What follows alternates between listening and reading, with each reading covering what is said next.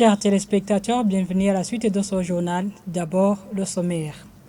Le président de la République du Burundi, Evariste Ndayishimiye, apprécie les sacrifices des forces de défense nationale pour avoir maintenu la sécurité dans tout le pays.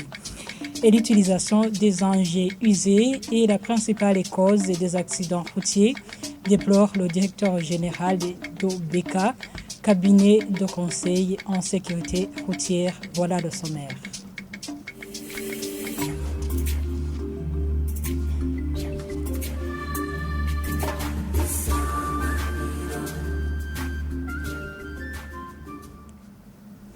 Ouvrons le journal et par la page sécurité où les forces de défense nationale se sont sacrifiées cette année pour maintenir la paix sur tout le territoire, ce qui a permis à la population de s'atteler aux activités de développement.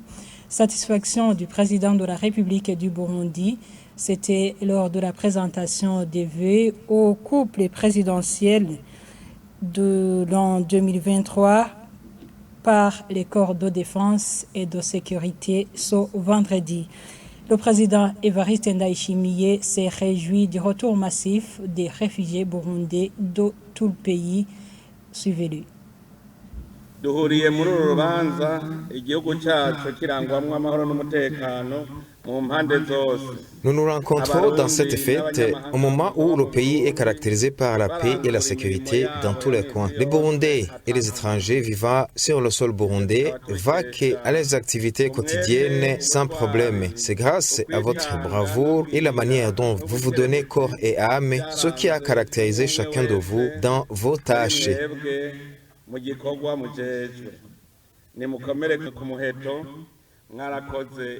Vous avez fait un travail honoré et appréciable et tous les Burundais sont satisfaits. Vous avez bien compris votre mission. Les agents de sécurité et de défense sont chargés de protéger le pays et les citoyens. Ça se comprend que si les citoyens vivent dans la paix, ils comprennent bien que vous avez bien mené votre travail. Nous vous remercions d'avoir gardé courage et ne pas dire que vous avez passé la nuit blanche et que les ennemis ne sont pas venus. Aucun veilleur dit qu'il est fâché parce que le voleur n'est pas arrivé. Autre mission que vous avez, c'est de traquer tous les malfaiteurs partout où ils sont et les traduire devant la justice. Nous l'avons vu, le combat que nous menons de lutter contre l'impunité, là où il y a des crimes, vous avez poursuivi les malfaiteurs et les traduit en justice. Et demain, la justice nous donnera un rapport pour savoir comment ils ont traité les dossiers de ces malfaiteurs.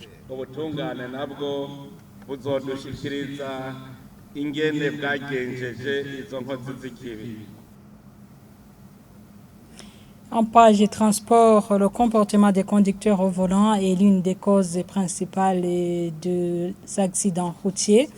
Au centre-ville de Bujumbura, où la télévision Isanganiro est passée ce vendredi, les feux tricolores sont respectés là où ils fonctionnent. Cependant, les signalisations routières verticales et horizontales ne se retrouvent pas dans certains endroits, ce qui perturbe la circulation.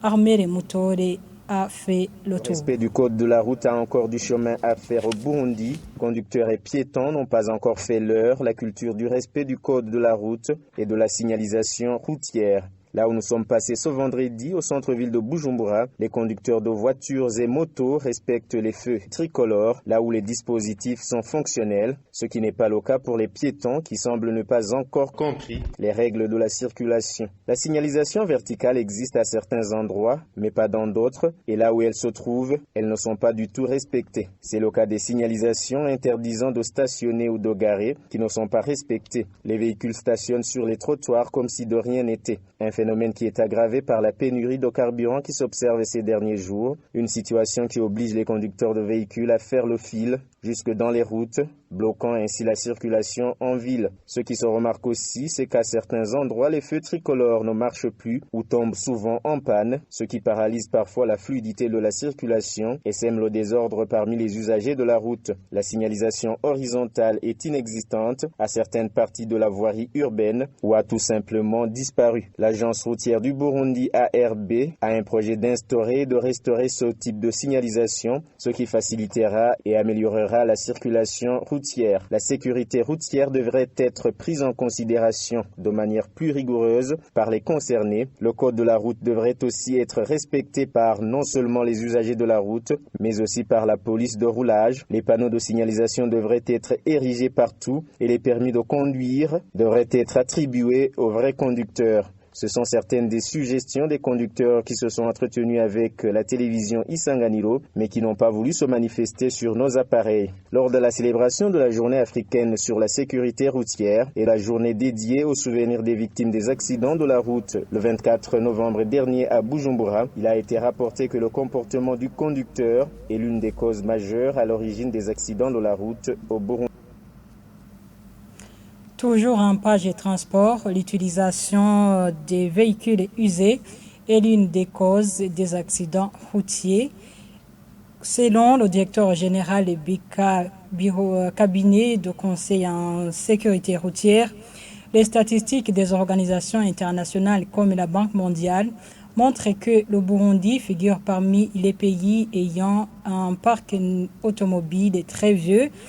Pacifique Sibomana a souhaité la mise en place d'une agence de coordination de toutes les activités de sécurité routière suivies. Les statistiques de la Banque mondiale et de la Fédération internationale de la route montrent que le Burundi fait partie des pays qui ont un parc automobile. Ceci est un handicap pour la sécurité routière car ceci peut être à l'origine des accidents. C'est quelque chose qu'on devrait appréhender, mais d'une façon holistique de la sécurité routière, dans la mesure où il faut pouvoir mettre en place une agence de coordination des activités de la sécurité routière qui prenne en compte les 5 piliers. Ceci doit être appréhendé d'une manière holistique, comme je venais de le dire, dans la mesure où tous les 5 piliers de la sécurité routière doivent être coordonnés. Le premier pilier, c'est la gestion de la sécurité routière. C'est donc cette agence de coordination qui doit être là. Le deuxième pilier, c'est les infrastructures, la conception, l'aménagement des infrastructures routières. Le troisième pilier, c'est la sécurité des véhicules. Qui comprend votre préoccupation. C'est le troisième pilier, la sécurité des véhicules. Et le quatrième pilier, c'est l'éducation des usagers en général. Et le cinquième pilier, c'est la réponse après accident, c'est-à-dire les secours en cas d'accident, la prise en charge des blessés, des victimes des accidents de la route. Oui, ça peut réduire dans la mesure où cette coordination des activités de la sécurité routière viendrait appréhender dans sa globalité la sécurité routière. Car on constate que, au travers les 5 piliers, il y a des activités qui sont menées. Par exemple, il y a des textes qui sont mis en place par rapport, par exemple, le permis à points.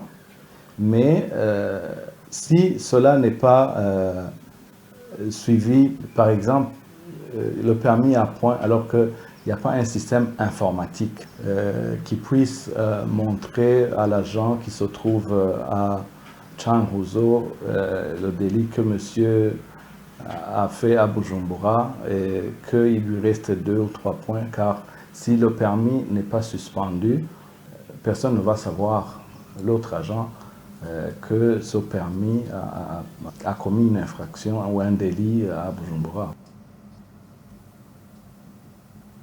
En page gouvernance, certains représentants des confessions religieuses au Burundi sont préoccupés de la lenteur observée dans l'octroi des documents de voyage.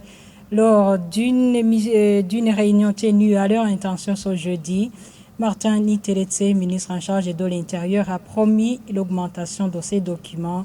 Et d'être avec Jean de Dieu Irakoze.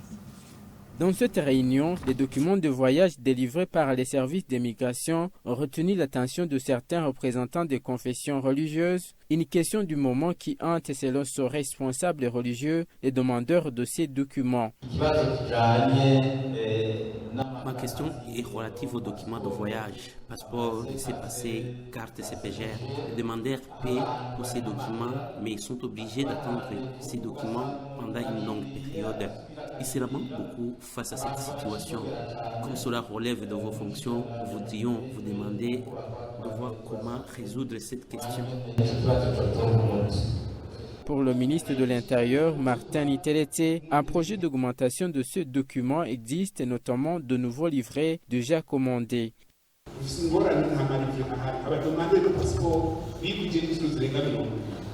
Nous faisons face à un problème de livret et les demandeurs de ces documents se sont multipliés par 20. Nous avions importé 50 000 livrets, lesquels étaient écoulés en 6 mois. En prévision, nous pensions qu'ils allaient durer 2 ans. Nous avons déjà commandé 50 000 autres livrets et nous allons bientôt effectuer une autre commande de 100 000 livrets. Nous voulons également diversifier nos fournisseurs et les doubler avec d'autres pour voir comment alléger les souffrances des demandeurs.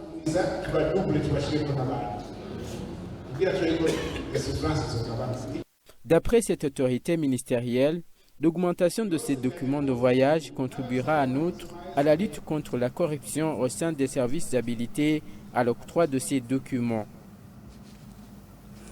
Terminons le journal et pas à la page des sociétés où l'écoulement des marchandises au marché central de Rumongue est actuellement à un taux faible et par rapport aux années précédentes à la veille de la célébration des fêtes de fin d'année.